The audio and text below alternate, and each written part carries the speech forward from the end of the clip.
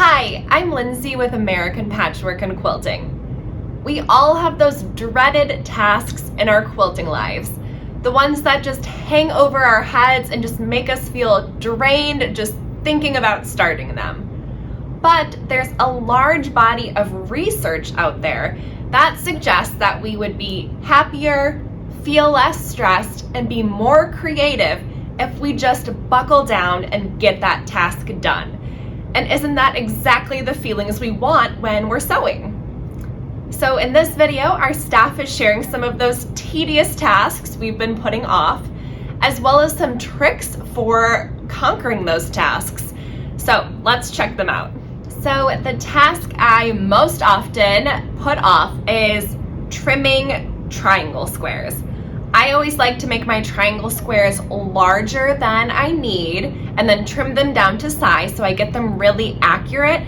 But sometimes that means I have hundreds and hundreds of triangle squares that just need to be trimmed, and it's such a tedious task.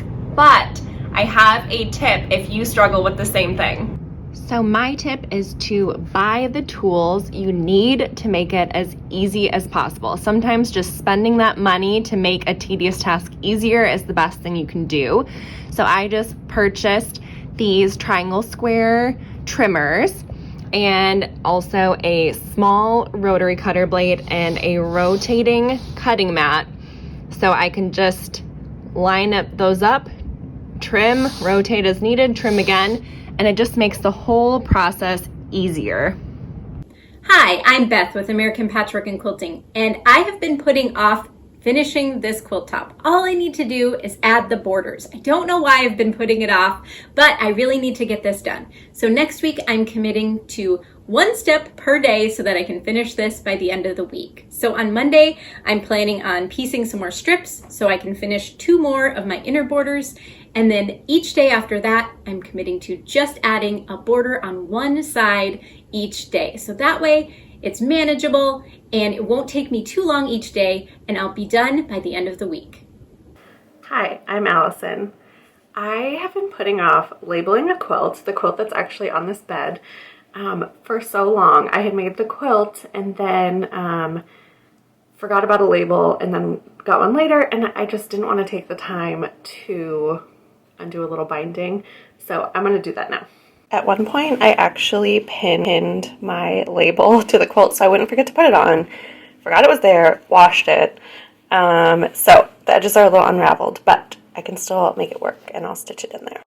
I've got my label sewn on, and in true 2020 fashion, I accidentally put it on upside down, but you know what? I'm going to leave it because it seems appropriate for a quilt made last year. Hi, I'm Joanna, the editor of Quilts and More magazine.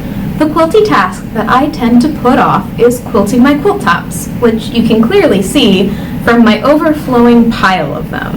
To tackle this part of the process that I've been putting off, I decided to organize my pile of projects into categories, starting with ones where the top is done, but I don't have any batting for them yet and I haven't basted them. Then we have ones that do have batting and are basted. Next, we have projects that I started and lost interest in halfway through, so I can easily finish those up. And last but not least, I have 2 baby quilts that are time sensitive, so I should finish those first. Having priorities really helps me tackle the task in smaller chunks. And then finally, I have set my phone timer for 15 minutes a day of quilting time so that I can wrap up these different projects. Hi, I'm Doris, editor of Quilt Sampler magazine. I've got a pretty good sized stash that I started building about 10 years ago. Needless to say, some of this fabric has some pretty good fold lines and crease lines. Here's a good example from a recent fabric pull. You can see how prominent the creases and folds have become in this fabric that's been sitting on the shelf for a while. Even when I'm excited to start a new project like this, I dislike the pressing step. It reminds me of ironing clothing, which I find boring.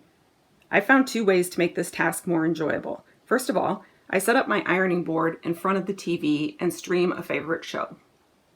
If you don't have a TV setup that allows you to do this, try playing an audiobook while you press. Your task will seem to go so much quicker when your brain has something else to focus on.